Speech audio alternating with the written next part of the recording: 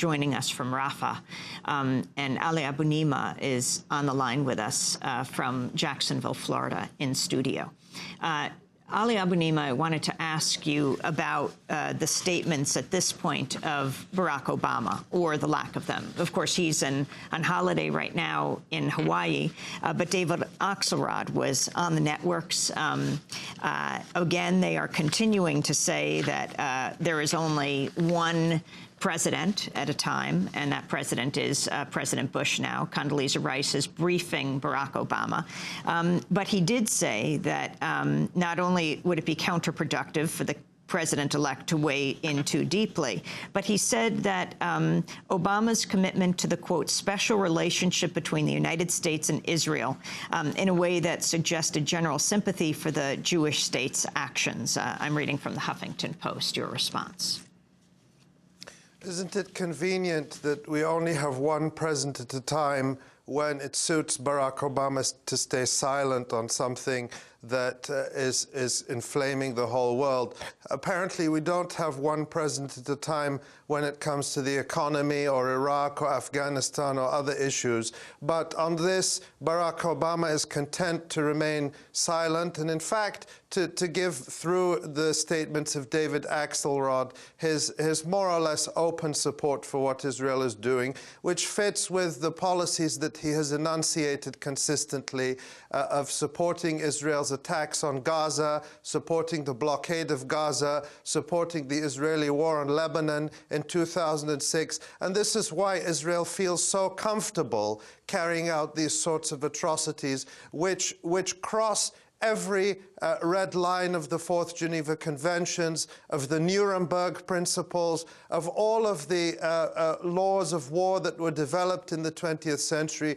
Israel feels totally comfortable crossing them because it knows that it will have full support from any U.S. administration, no matter what political shade it is. And this is why it's crucially important that people don't sit by waiting till January 20th.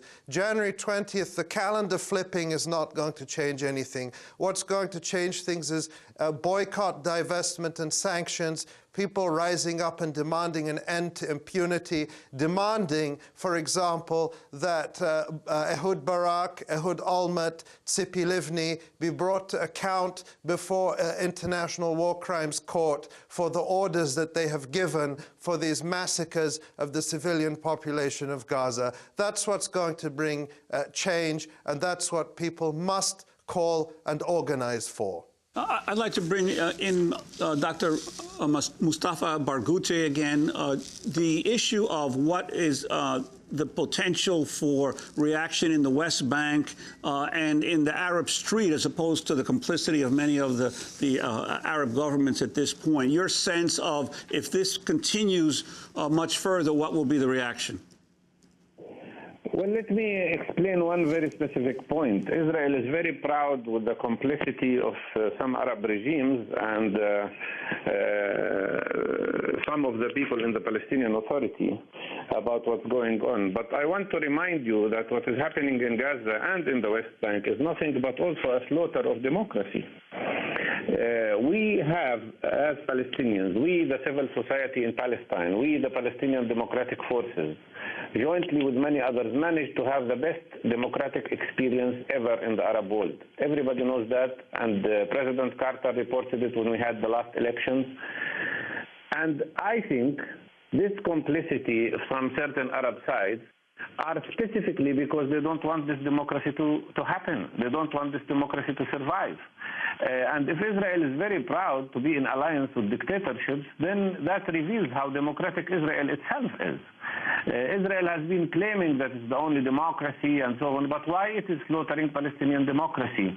They did that in 1976 when we had elections for the first time for our municipalities, and within 1 year, because they didn't like the elected people, they either bombarded them or deported them or arrested them.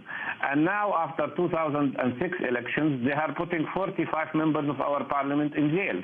One of the leaders, one of the members of parliament is not Hamas. His name is Ahmad Saadat. He's from the left, from the secular democratic left. He was just sentenced to 30 years in jail just because he is a Secretary General of a Palestinian organization. It's amazing how the world is silent about this slaughter of democracy. And if Israel is happy with being in alliance with some dictators, then it is the one that is losing. The main question here that I want to come back to some myths that Israel is spreading. They keep saying that they are attacking Hamas. This is not on Hamas. This is on the whole Palestinian population. They claim that they ended occupation in Gaza. This is not true. They never ended occupation in Gaza. They continued to occupy Gaza. Now they're changing the form of occupation again, and they are threatening to complete invasion again and destroying people's life.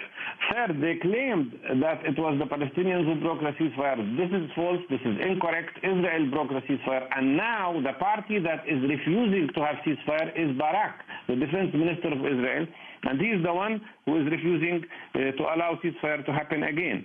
At the same time, I must say that Israel is not only attacking the Gaza Strip. Practically, Israel and the West Bank have created a system that can only be described as an apartheid system, a much worse apartheid than the one that prevailed in South Africa at one point of time. Why do we have all these problems? For one very simple fact. The violence is a symptom of the disease. The disease has been there all the time for 41 years, and it is the Israeli military occupation of the Palestinian territory.